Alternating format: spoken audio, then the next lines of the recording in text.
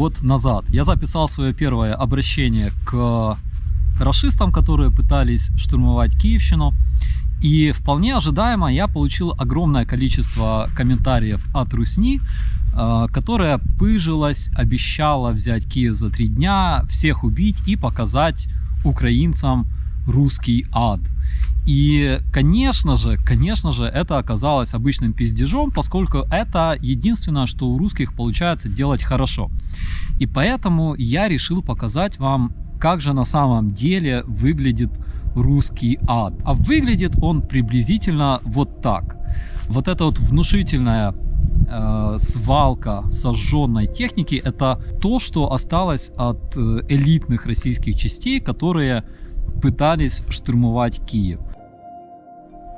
И сама мякотка в том, что пока русня в комментариях пыжилась, кукарекала, угрожала, то вот в этих КАМАЗах, вот в этих Уралах, в этих БМДхах горели и умирали здоровые и крепкие русские мужики, молодые парни.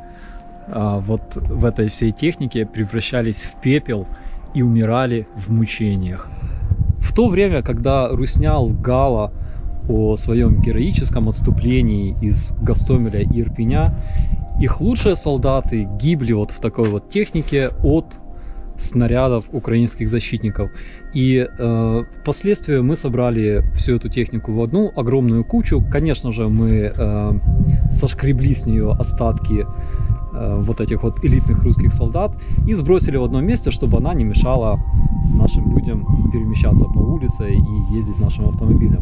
Вот так вот и выглядит русский ад. Самый настоящий. Русский ад вернется в каждую российскую избу в черном пакете. И украинские защитники с радостью помогут этому осуществиться, как я и обещал год назад. И правда в том, что дети и внуки вот этих вот русских захватчиков, которые сгорели в этой технике, они никогда в жизни не будут считать своих отцов героями, потому что их дети и внуки будут до конца своих дней выплачивать Украине непосильные репарации за то, что сделали их папы и дедушки. И это был выбор русского народа. Они до конца своих дней будут проклинать своих родителей, которые вторглись в Украину и сдохли от украинского оружия, за ту судьбу, которую они уготовили своим детям и внукам. И самое интересное, что русские своим пердаком уже понемножечку начинают ощущать вот этот вот пиздец, который грядет в России уже очень-очень скоро. И ничего не получится отменить. Слава Украине!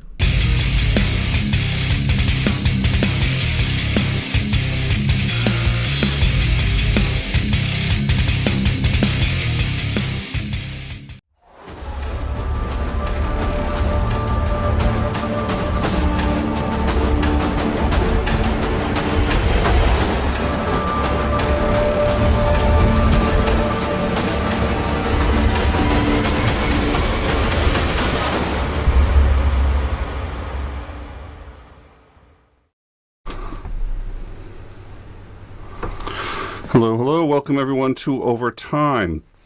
We have Operator Starsky and Commander McMillan with us. Gentlemen, how are you?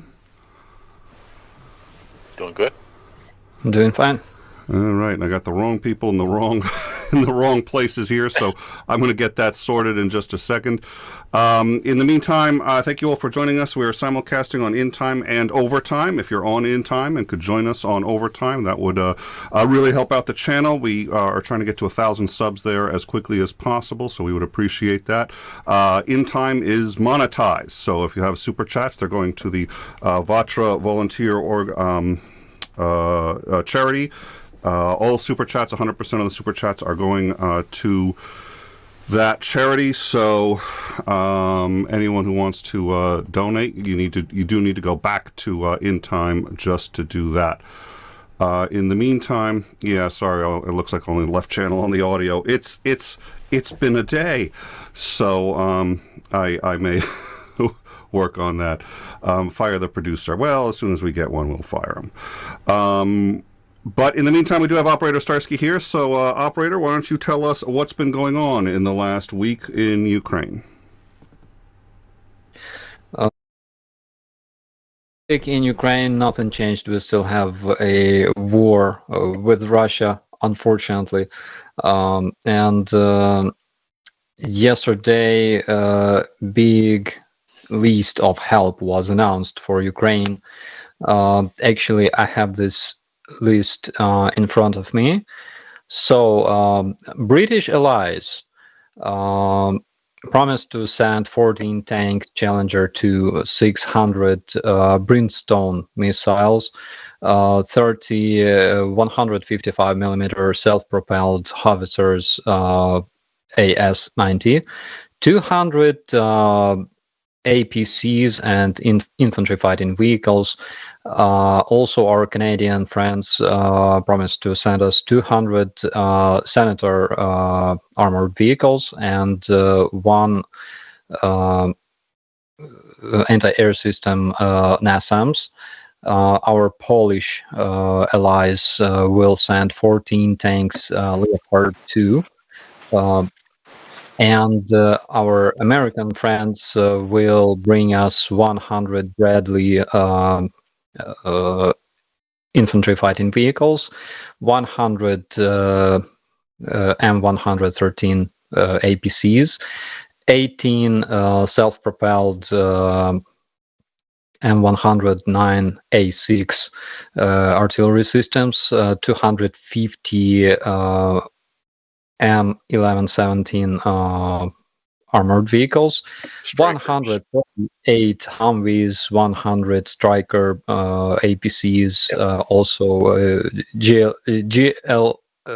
GLSDBs, those smart bombs.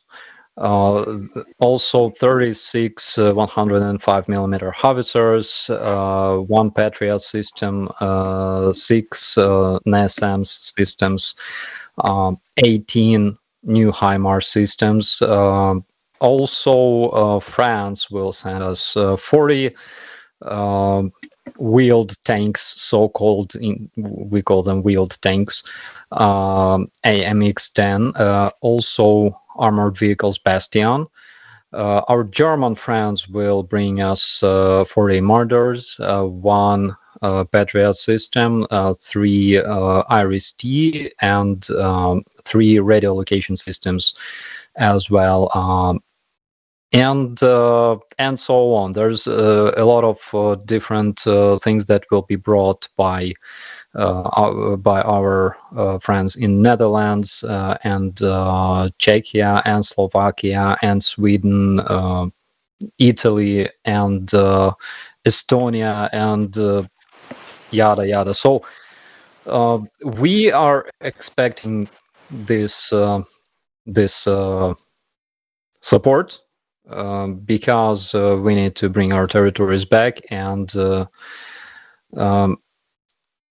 yesterday, Russians started offensive near Zaporizhia, which was a big fail according to our information, according to our footage.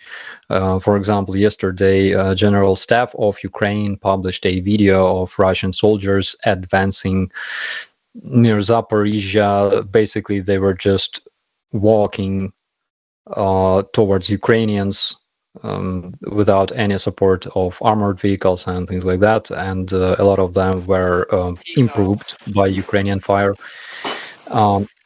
And the problem they're facing there is basically they don't have enough personnel to perform a successful offensive operation in this area, and probably they will never have that personnel. And of course, they lack their logistical support, which is not something new, right, for Russians.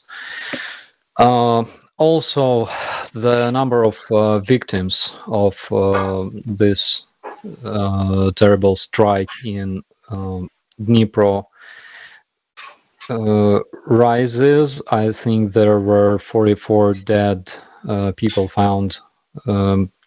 I think two days ago, and unfortunately, there were numerous kids among those victims, and there were different rumors about this. Again, in Russian media, Russians trying to, justify or find whatever reason, to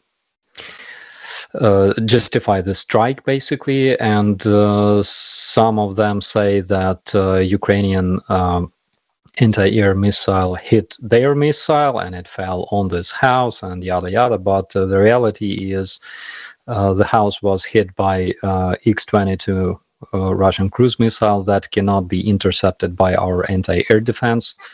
And out of 210 𝐒𝐸𝐴 missiles that were fired at Ukraine, 0 were intercepted as of today. And basically, you can imagine the damage that was inflicted by those 210 missiles. Guys, it's a lot. I mean, imagine 210 cruise missiles that cannot be intercepted, hitting Ukrainian power facilities and critical infrastructure. It's crazy, and it happened all over Ukraine.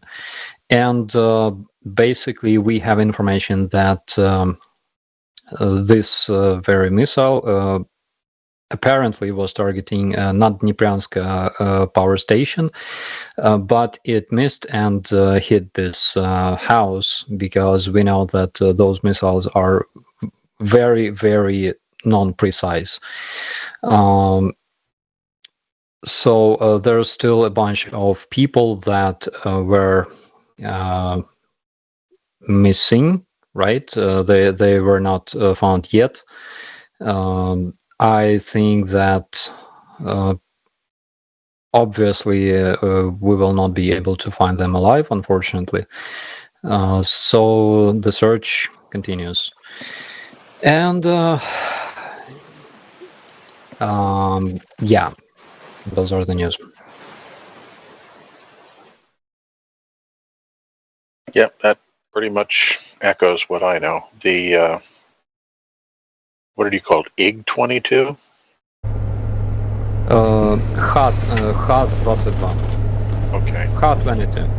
Yeah, I think it's the one that we used to call the Sunburn, because it's actually an anti-shipping missile originally. Yeah, that is a wicked missile. It flies at a rate of about Mach 3 and has, not by design, it's actually a curious flaw in the targeting and stability systems. When it's flying, it's doing a corkscrew, which makes it even harder to intercept. So yeah, it's a very, very nasty missile. Yeah. Also, 2 days ago, we had this tragic air crash. Our helicopter carrying our Minister of Interior together with his team crashed in Brovary, and it was a horrible news to all of us. I knew Mr. Minister, and in, God, was it April or May? In April or May, he was given me an award for defending Hostomel. Also on board there was a photographer, 𝐒𝐸𝐴𝐦𝐿𝐴, and Oh, let's give him a minute. and Oh yeah. yeah, and he served in the National Guard, and later he was transferred to Ministry of Interior. And that morning he went together with Minister and his team. They were planning this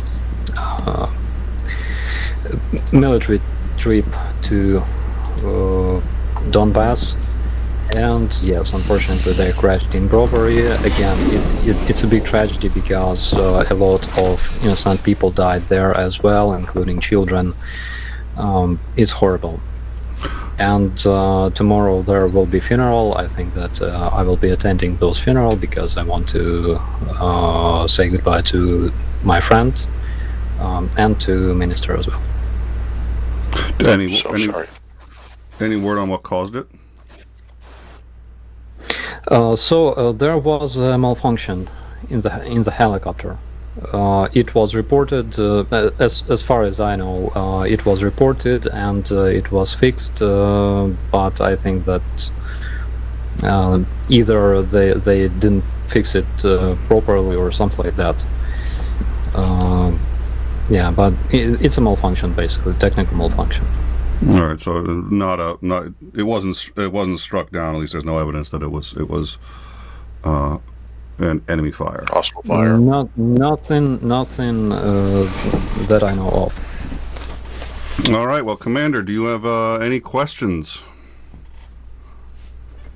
Not specifically about any of that. The amount of material that's being transferred that has been announced is impressive.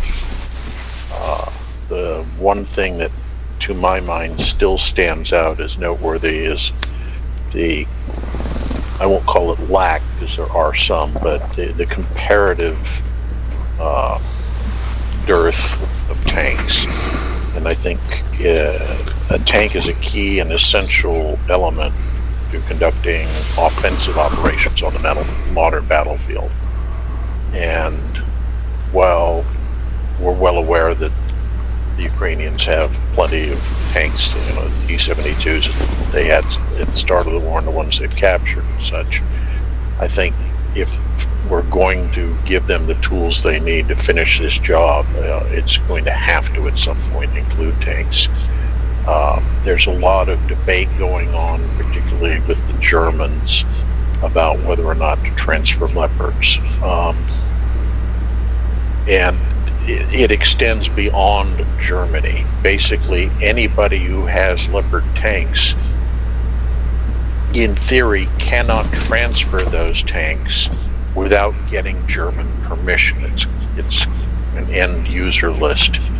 So you can't transfer without the original owner or manufacturer country giving you permission to transfer that to a different country.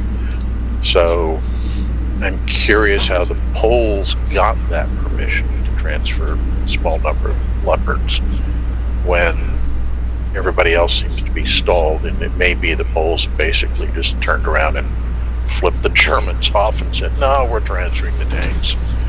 So I don't know what's going on there, but I think that's the key. And I know there's a big summit that's may even be starting today or next week. I can't remember, but it's very soon, where I would predict that the transfer of tanks is going to be a major element of discussion. And I think a lot of pressure is being applied to the Germans to give approval. And at the same time, there's been a lot of speculation that the Germans are waiting for the U.S. to say, well, we're going to give them M1s, and that gives Germany sort of cover to transfer or allow the transfer of Leopards.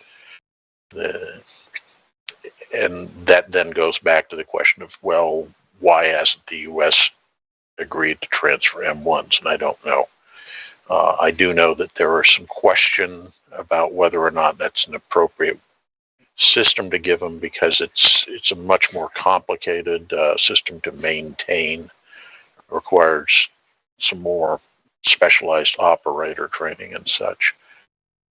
And I think it would be certainly simpler on the Ukrainians if we could just say to countries who have Leopards, here, you give Ukraine the Leopards, we'll give you M1s as replacements. And that kind of balances the equation out and makes it simpler for the Ukrainians to maintain a stock of a single kind of tank rather than between AMX-10s, British Challengers, Leopard 2s, and M1s. You now have 4 very different systems which are not intercompatible, trying to maintain and operate all of those at the same time. Yeah, I agree. And still, there's a lot of people that say that we either we don't need those tanks, or those tanks will be enough, or yada yada. Just for comparison, when this invasion started in Ukraine, Ukraine only had 800 active tanks, according to the reports of our general staff. And basically, we have a bit more. We have like 1,500 tanks in Ukraine. Big number of those tanks were being repaired and things like that. Some of them were meant to be sent to other countries and to be exported, basically. So as of now, we are talking about roughly 800 tanks. Russia had 10,000 tanks. Yep. And of course, more than 3,000 of those tanks were destroyed in Ukraine. So now they have around 6,000 tanks active, because we include this number that was captured on the battlefield. Donated. Yeah, land-leased by Russians. Yes, exactly. And we can talk about around 6,000 Russian tanks that they still have. So even though we are being sent all this help, we're still talking about a huge difference in those numbers. And of course, it's a big problem for Russians to deliver those tanks to Ukraine properly. And again, maintain them and find crew for each tank, and basically supply it with fuel and shells and things like that. But that's a big number, and we know that in case of Russians, they always rely on numbers. We remember that since World War II, nothing changed. Near Kharkiv, for example, during the World War II, when there was this offensive operation of the Soviet army, Russia had more tanks that could be theoretically destroyed. So when German troops were destroying tanks, such tank or two were already produced, and they were being delivered. So they rely on numbers. And for example, according to our calculations, Russians lost around 20,000 men dead near Soledar and Bakhmut as of today. And time to time, Russian trolls, post commentaries on my YouTube asking, so how is Soledar? And they are like, haha, guys, you lost 20,000 men. Yeah, but at the same time, the Russian mindset has always been, who cares how many people die achieving the objective? And absolutely. Yeah, absolutely. And that's the frightening part, is they just have bodies they can keep throwing into this meat grinder, and World War II is a perfect case of that. 16 million Russians died during the war, I think, on the front lines. Yeah, and that number boggles the mind. But to the Russians, it was like, yeah, okay, so what? We've got more. Well, the Russian. Please, sorry. Yeah, Russians have this saying that can be roughly translated as "women will make more." Nice. Yeah, the Russians have a lot of sayings. Just like the wife is not a wall; she can be moved. We've spoken about this before, that the Russians don't seem to value the lives of their troops as much as, say, their equipment, which they obviously don't value very much either. So I want to talk real quick about the Jack-in-the-Box phenomenon, and Commander, you had talked to us about the ships and the fire control and other safety on board their ships. So Starsky, what is the Jack-in-the-Box phenomenon with the tanks? Yeah, I think you told me about that. So, McMillan, Commander, you want to take it away? The what is the Jack-in-the-Box phenomenon with the tanks? I don't know exactly what you're referring to. If you're talking about the turrets flying off, yeah. Okay. So the issue there is that the ammunition in Soviet-designed tanks is stored inside the turret. So any hit on the tank tends to cook off all the ammunition, causing, a giant explosion, and it flings the turret upwards into the air. You look at similar Western design tanks, and ammunition tends to be stored in a compartment to the rear of the turret. It's attached to the turret, but it's shielded by a sheet of armor and such, so that if the ammo cooks off, the explosive force is vented to the rear and doesn't go into the vehicle itself, killing the crew. And that's the different design philosophy. Now, you had suggested that actually this sounds like a terrible design, right? I mean, you hit the tank just right. I mean, it's great for Ukraine. You hit the tank just right, and boom, the top pops off, and you've killed the crew instantly. But you had suggested earlier that this is actually almost considered a feature, because with the top, you can just remount the thing and replace the crew, and you still got the equipment. Is that roughly accurate? If you have possession of the battlefield, so you can salvage stuff, you can hook up and tow the hull of the tank away, clean it up, do repairs on the engine block and everything if it's damaged, and just put a new turret right back on top, and ta-da, you have a functional tank. That's part of a design philosophy to some extent. Whether it's a valid philosophy, not just talking in terms of the numbers of people who are expendable by saying, oh yeah, well, they got killed when their tank blew up, so what?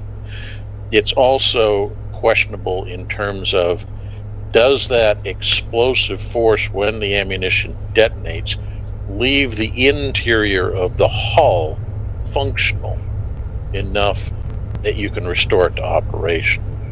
So there are gradations of whether or not that's an effective design feature or not. And you had talked to us about their ships too, which you had said basically the way they were designed, one hit and it's considered a complete loss. They don't actually worry about the survivability.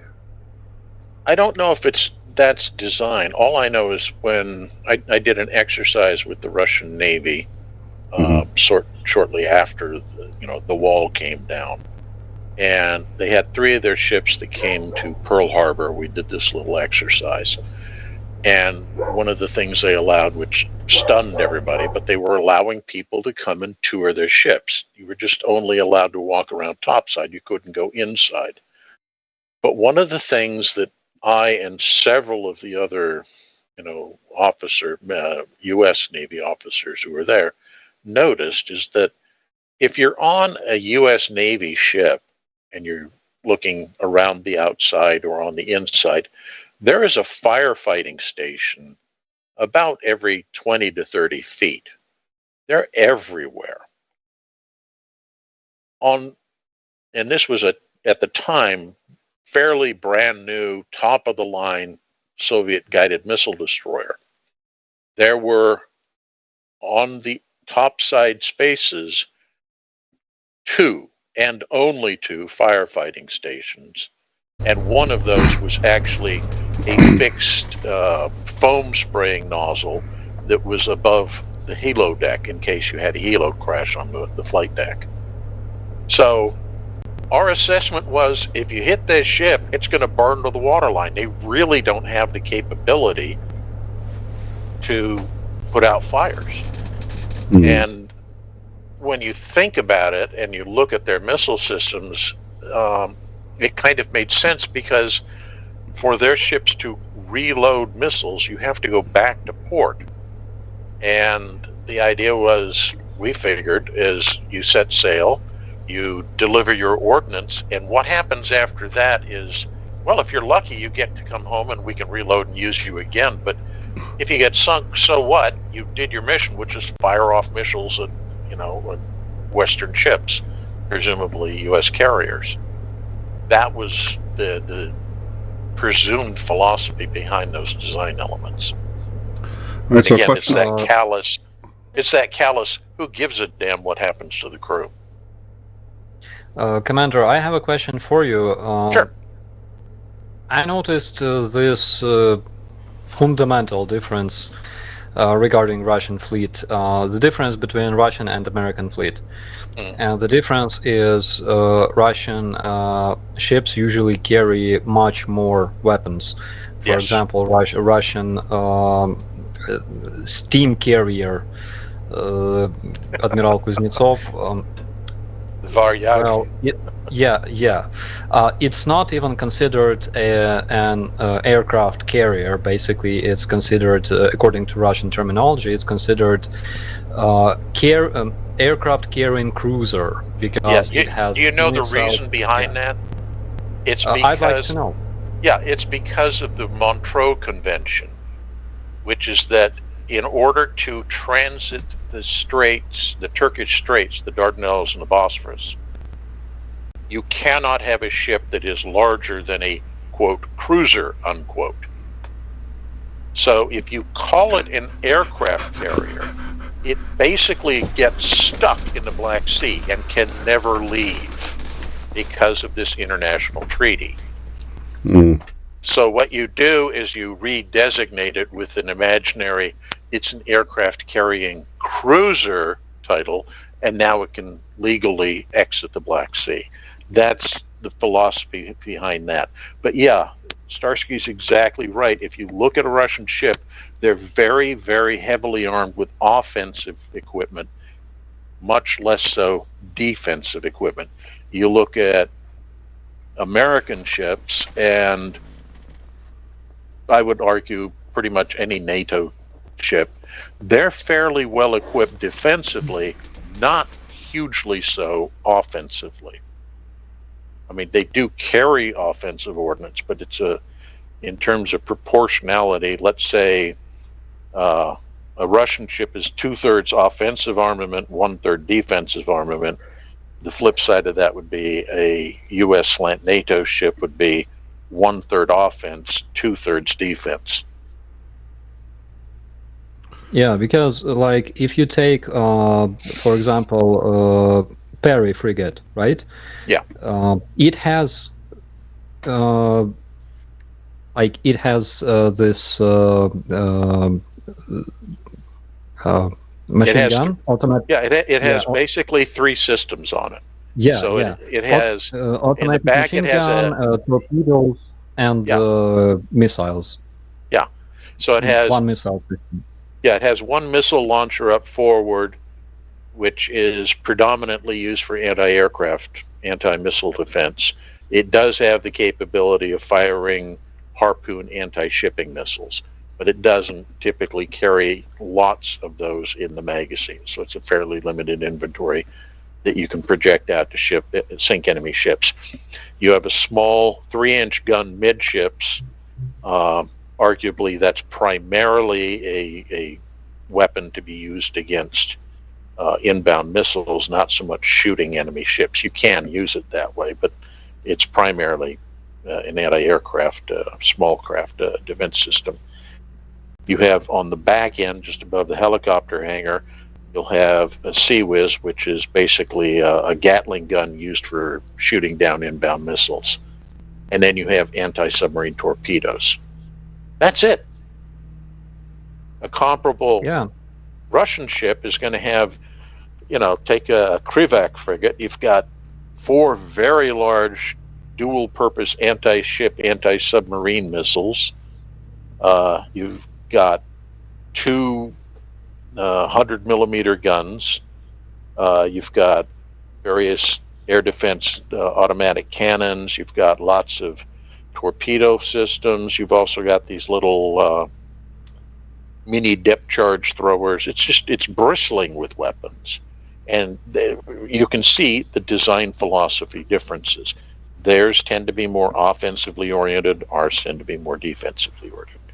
It's hard to say whether that's the right philosophy, but for their purposes and the mission that they intend for the Navy, it does what they want it to do.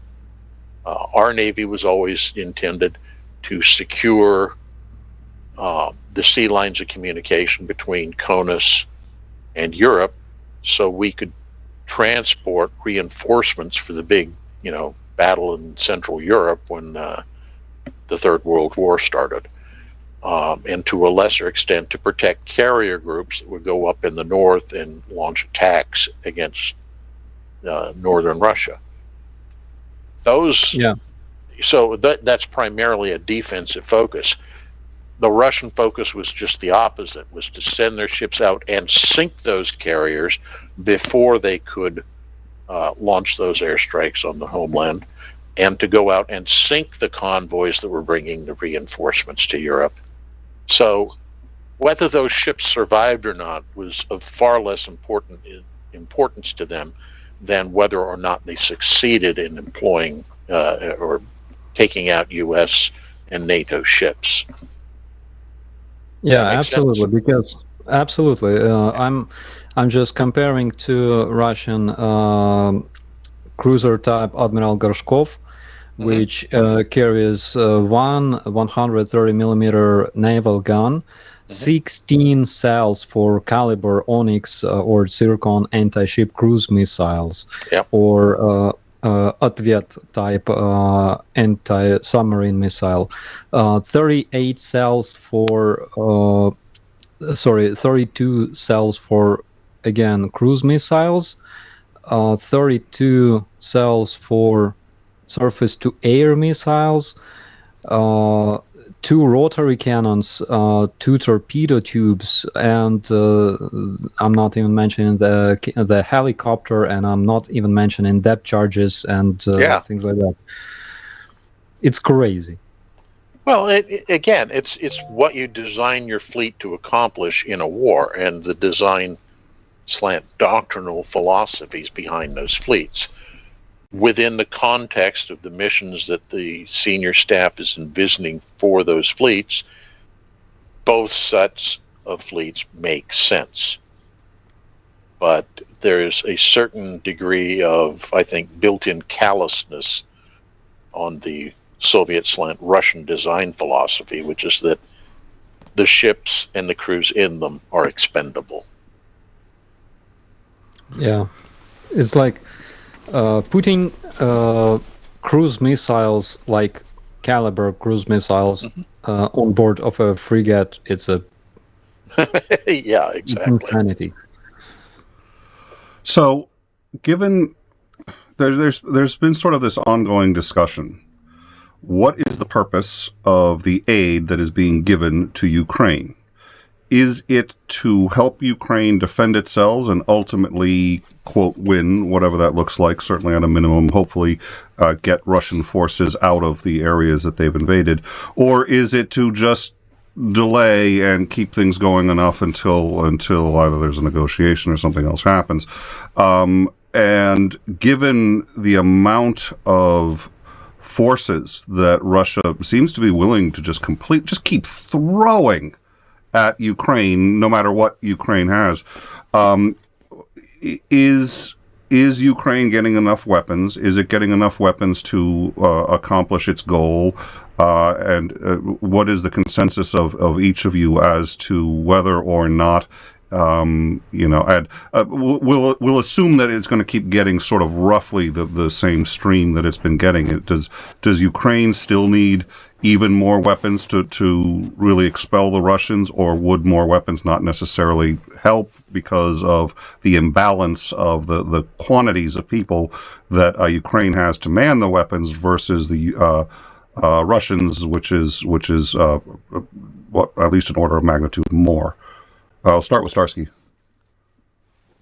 Yeah, so we are not getting enough weapons. If we're talking about anti-air systems, again, Ukraine has 25 regions. 3 of them are currently occupied by Russians, and it means that there's 25 major cities in Ukraine. We need at least 25 anti-air systems, because Ukraine is huge. Every region is the size of I don't know.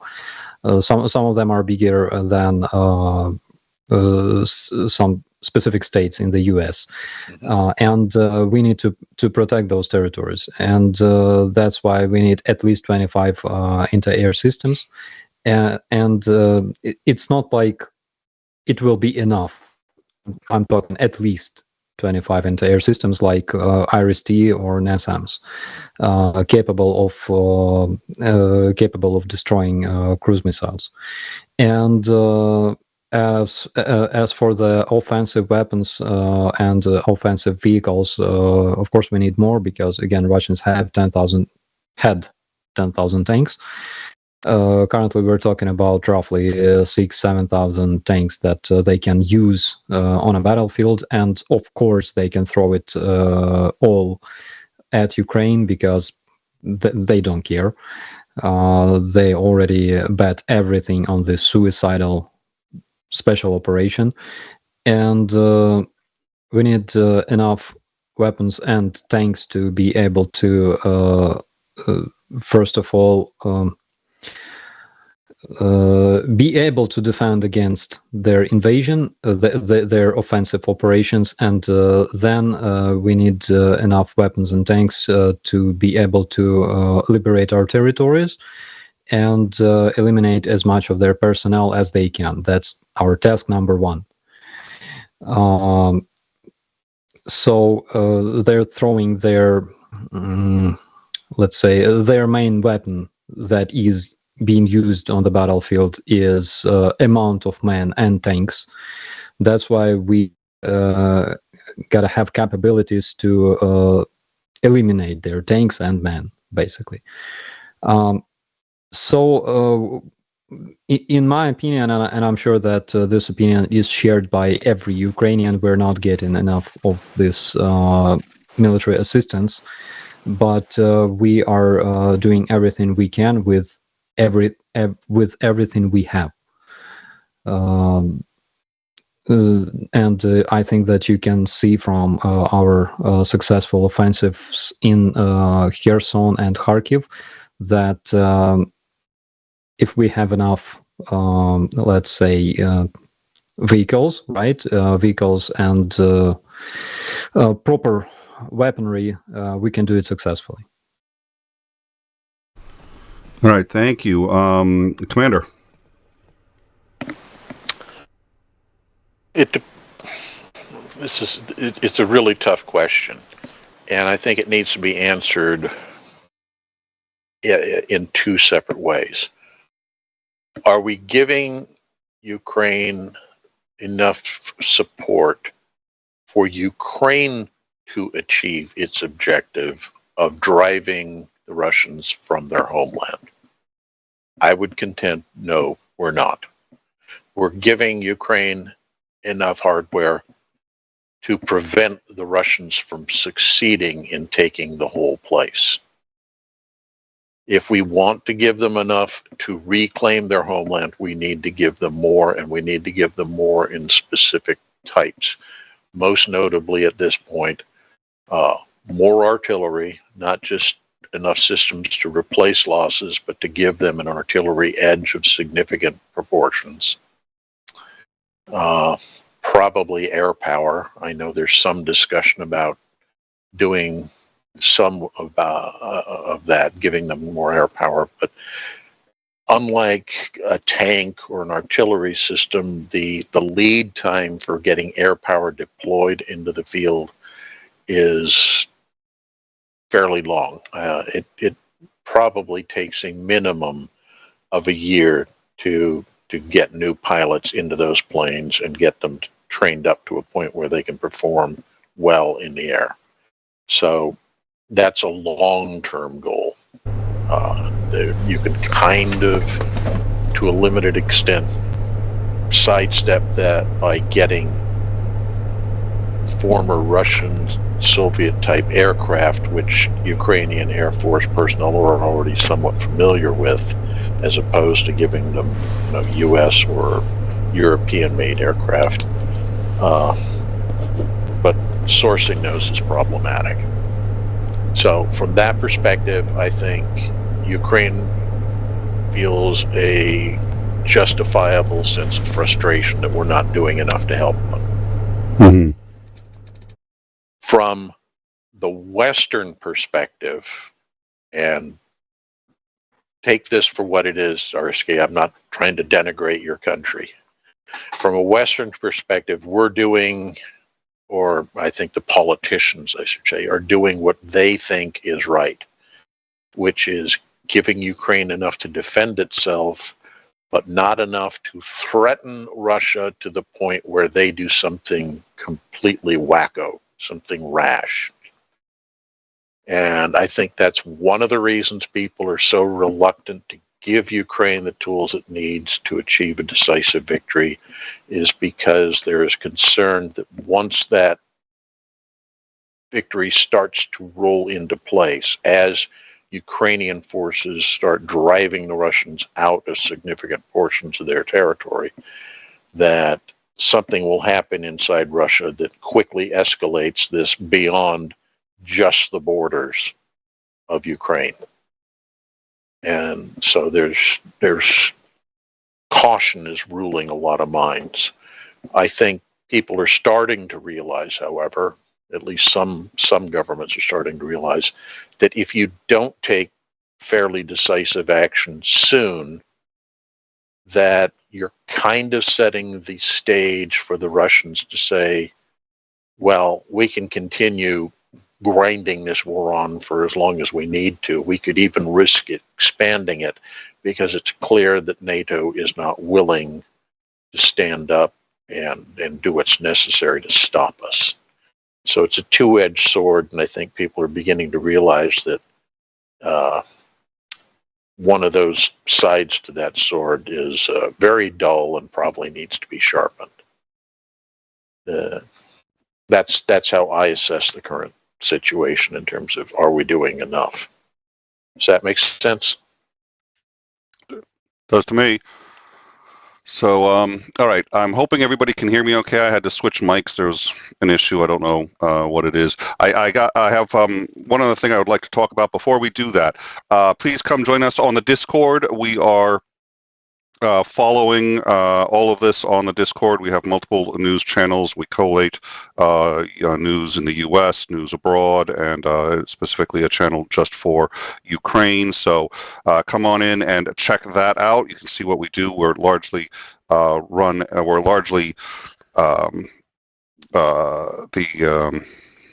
my brain is still in neutral.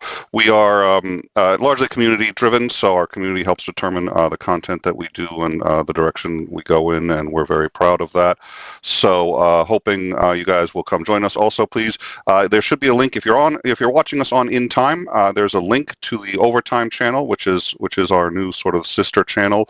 A lot of our content is going to be going to that. If you could go to that and subscribe, like and subscribe, that's going to really help us out. We're trying to get that to 1,000, and that's just a favor that we are asking.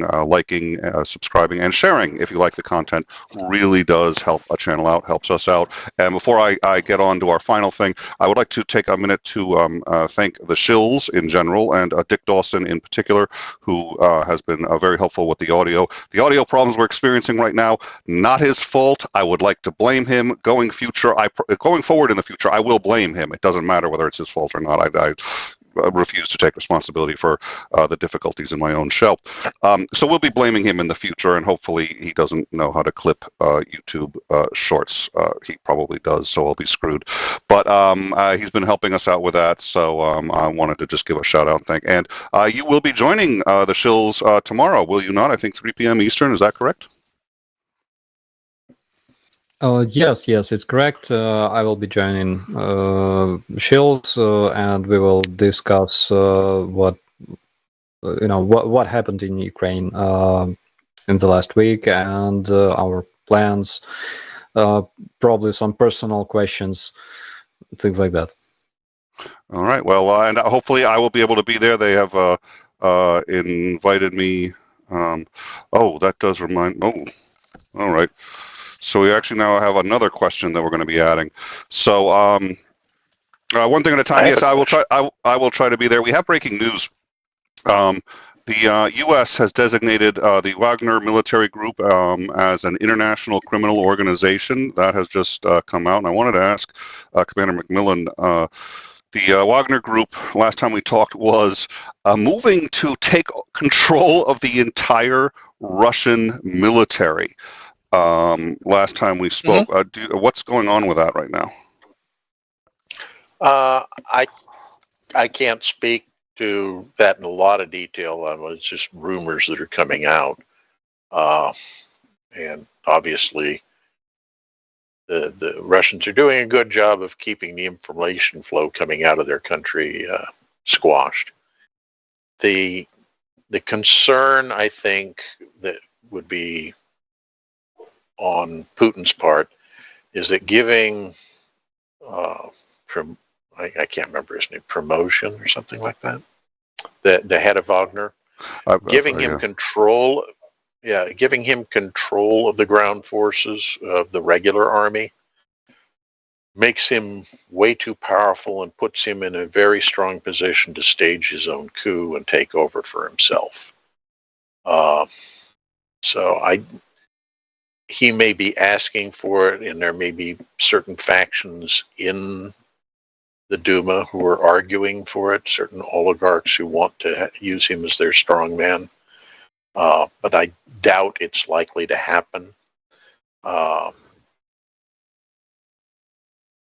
They have been one of the primary forces that have been conducting the assaults in Bakhmut and Soledar, and in a large part, it's because they have access to those prison populations, and you can send convicts out and have them die in, tens of thousands, and not only do you not care because you have no relationship with these people, but honestly, the bulk of the Russian people don't care and probably see it as a good thing of getting rid of undesirable elements.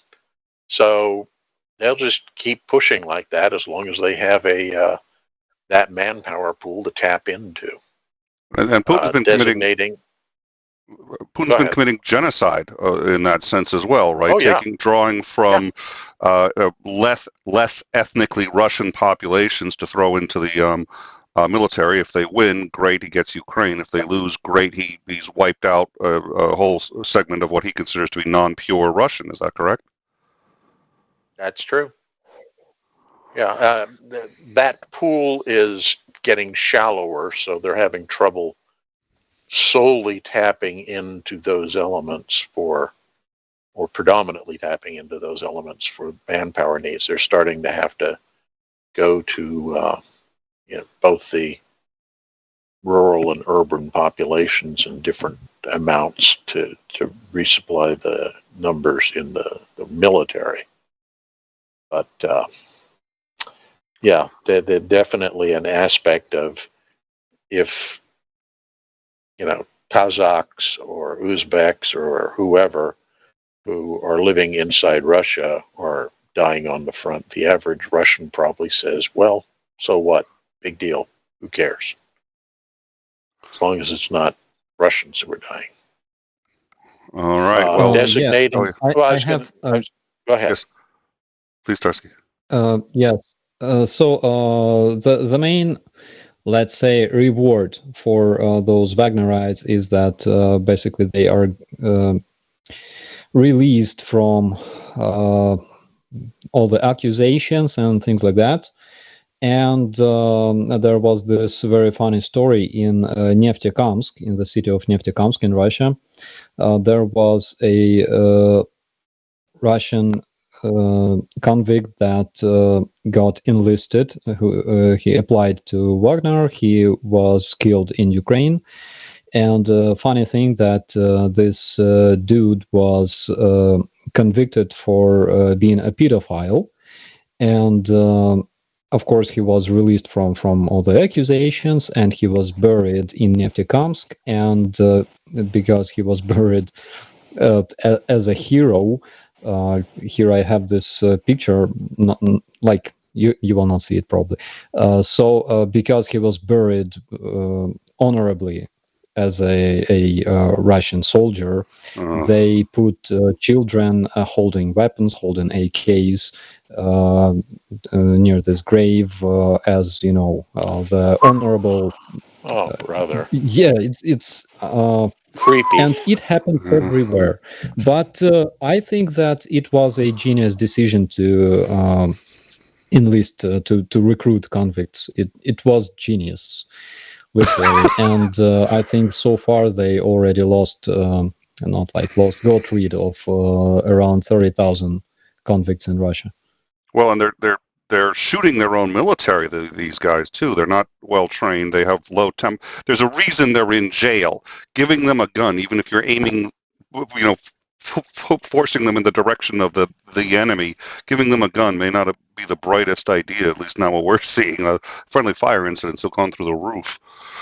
Well, Yeah, that plus the fact that we're finding out that in many cases, convict soldiers are only given, like, one or two bullets to go with their weapons when they're sent forward.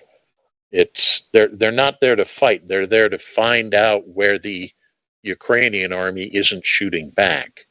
And if they can get to a position, then they can try to hold it while reinforcements flow in. That's the whole idea. Yes. Commander is right. Mostly Wagnerites are used, specifically those convicts, mostly they're used for so-called reconnaissance by combat. Reconnaissance by combat was invented by Russians, and they use it a lot. It's not like reconnaissance, like when you send some highly trained personnel to find positions and stationary machine guns and tanks and things like that. No, it's like when you throw men at the positions of your enemies, and when your enemy starts eliminating those men, then they uncover their positions for their stationary machine guns and tanks and yada yada. So it's easier, it's faster, and man, nobody cares about them. Women will make more.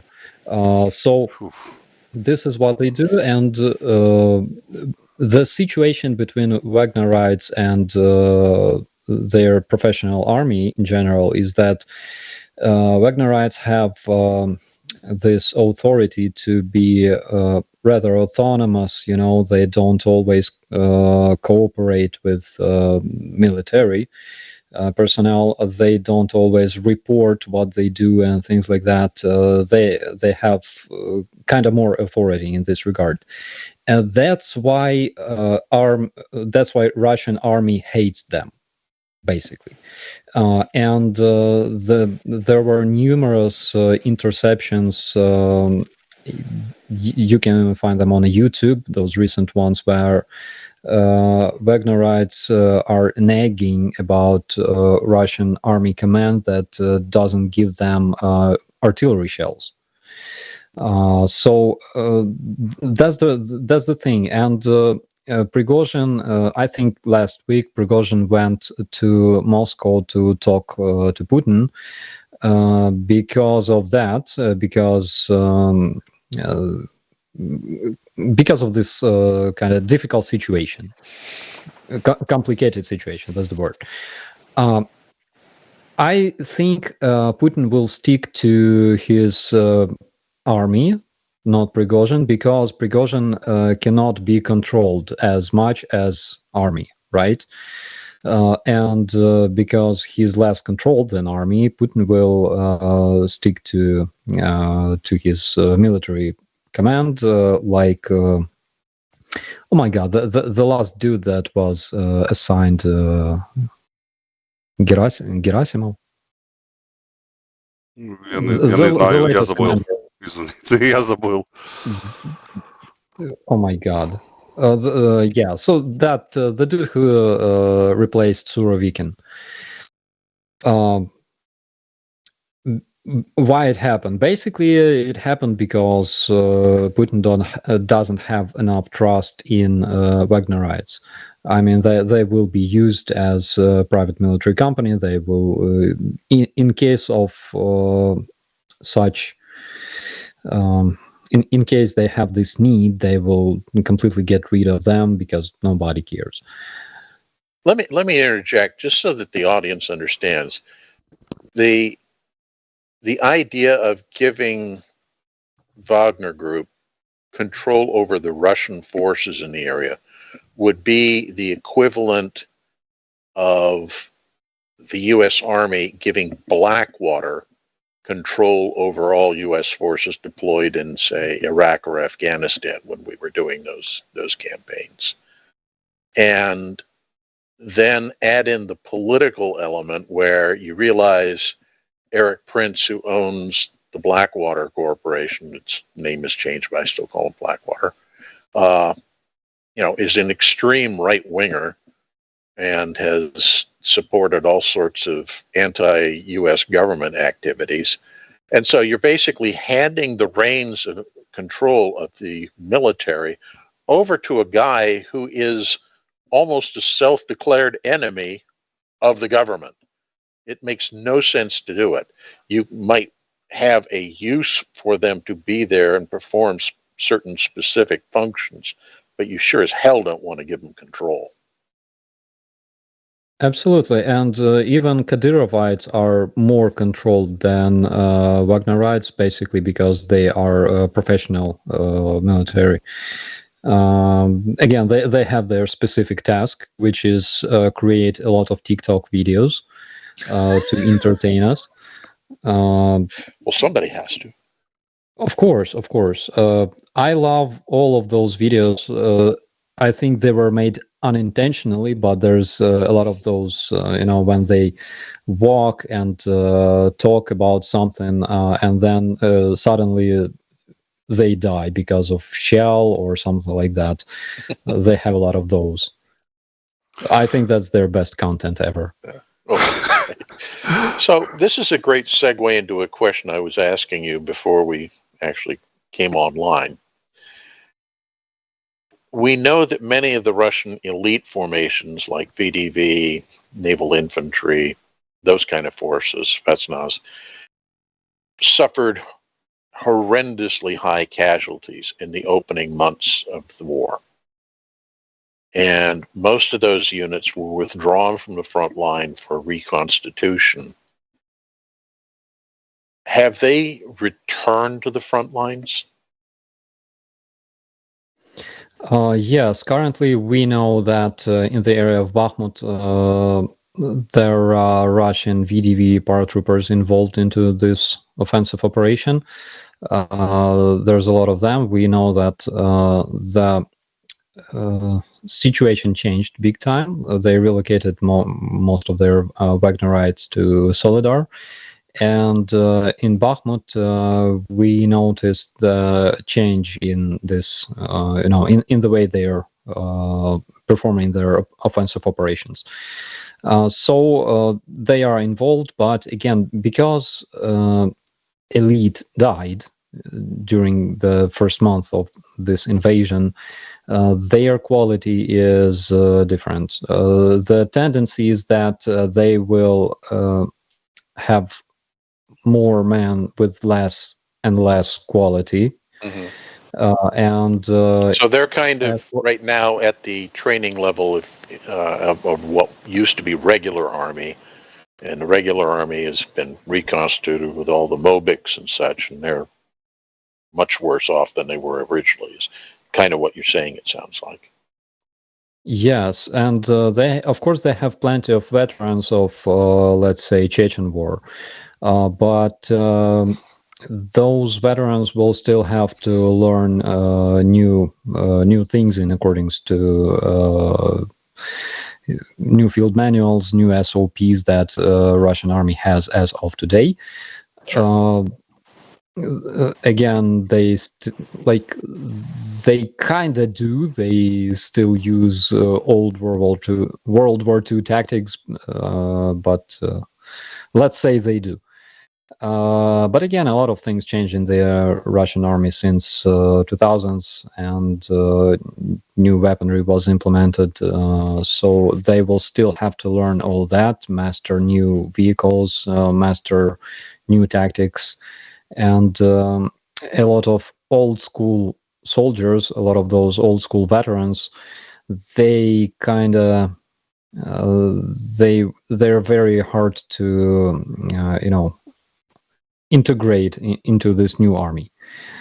So because of the because they lack of this cooperation, they will have a lot of issues, and they already do. I mean, it's not a secret. Yeah, makes sense.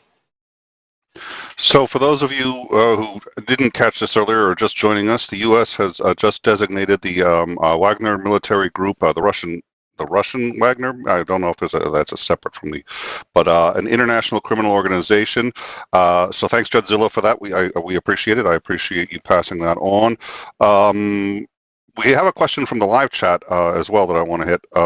What are the international implications of using international terrorists as, and they are considered by a great many people terrorists. I think the UN, if I recall, was considering it a war crime to use that group to fight the in the military. We'll start again, Starsky first, and then Commander McMillan, if you have any thoughts on the use of Wagner Group in general. Currently, let's put it this way: physically, and at this point, it's not gonna change anything much. But eventually, when Russian terrorists will start being captured, it's my personal opinion. They start being captured and face international trials and things like that. This will be important. But I'm very, let's say, skeptical regarding the UN, especially their Security Council in general. Yeah, I tend to agree. I think the designation by the U.S. of them being a criminal organization, or by the UN of them being terrorist organization, really isn't going to change a damn thing on the ground. The Russians will continue using them simply because they're achieving results. That's all they care about, is our results being achieved. Let's do it. The moment having them working with their military becomes a liability, they'll stop using them. But right now, there's no reason not to use them. All right, and then I had absolutely. And from what I know, in Serbia, I think activists were trying to sue Wagner because they were recruiting people in Serbia. It was recently, like a couple of days ago. So this can, let's say, this can be helpful in this regard. In case some of Wagner's recruiters get arrested and things like that. Currently, the world is preparing this international trial, the foundation for this international trial, upcoming trial over Russian terrorists and Russian criminals. I cannot say that it's not important. It's not going to change much right now, but it's still important for the future, because we must do everything to bring those terrorists to the court and make them face justice. All right, and then I had a question for you, Starsky. Can you identify the men in this photo, please? Yeah, so the man on the left looks like me. Does look familiar? Yeah, I recognize the little mischievous. You know, he's not wearing the hoodie, but okay. Yep. Yeah. And if I was his, let's say, if I was his sergeant, I would punish him for not wearing his patches. The dude in the middle is my good buddy, cameraman. People who follow me from the beginning probably know about this man. He was behind the camera all the time. And the man on the right is Max. He's my number 2 press officer in my brigade, and my number 1 friend in this brigade. Currently, he is operating in Bakhmut. He has been to Hostomel a couple of days ago, just for the New Year, holidays, took a small vacation, and now he's returned to Bakhmut, and he has a YouTube channel called The Flashback. Highly advised to subscribe to his channel, because he brings stories of actual soldiers, and he brings a lot of footage to his viewers, actual footage from what happens in Bakhmut at this point. And we'll put that in the description. So hopefully before the end of the day, that'll be in the description. I don't think we'll be able to get that in the live chat in time, but we'll put that in the description. So you've been following Max a bit now. Didn't he have a story sort of recently where he was missing for a while, if I recall? I think the recent story he published was about a reconnaissance guy. Mm-hmm. Guys, you gotta check all of his stories. They are all incredible. There are stories that are told by our tankers, our recon boys, our medics, and volunteers, and different people fighting for Ukraine. All right, we'll have to reach out to him. I've seen some of his footage, but I haven't been able to. But I've seen his channel, and it's I've enjoyed what I've seen. So we'll reach out to him and oh dear Lord, I was going to get the two of you on together, but that may be too much. So if you're both friends, just end up being the shenanigans will be uncontrollable. Even the dog. You see, even the dog knows. I think we've heard. All right. Well, so we have a link to Starsky's channel down at the bottom. So I hope everyone will subscribe to that. We will also add a link to Max's channel. Again, if you're watching this on In Time, we have two channels, In Time and the new Overtime channel. We are trying to grow that channel. We need it to hit 1,000 subs as quickly as possible. Then we can put all our content. Half our content is going to go on that. So if you're watching this on In Time and could mosey on over to Overtime, there is a pinned comment at the top of the chat, and it should also be in the top of the description.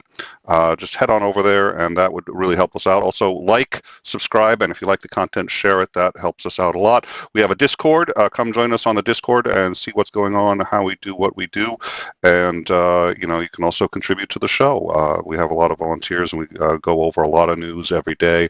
And, we sort through what we put on air and what we don't for our regular rundowns and breaking news. So come on in and be a part of the show. Commander McMillan, any final thoughts before we go? No, not really. I appreciate having me on. I'm sorry for the unruly puppies there at the end. No worries. Mine was going off earlier too, and in terms of it's the least of the unexpected things that happened in production today. Operator Starsky, any final thoughts before we go? Not much. I always appreciate being invited to your channel. Always a big honor for me to see Commander Macmillan and you. Thank you. So, thank you. Thank you. Thank you. All right, and we look forward to seeing you tomorrow on the Shills. We will. We've dropped the link there, but we'll be dropping that again in just a minute to their channel.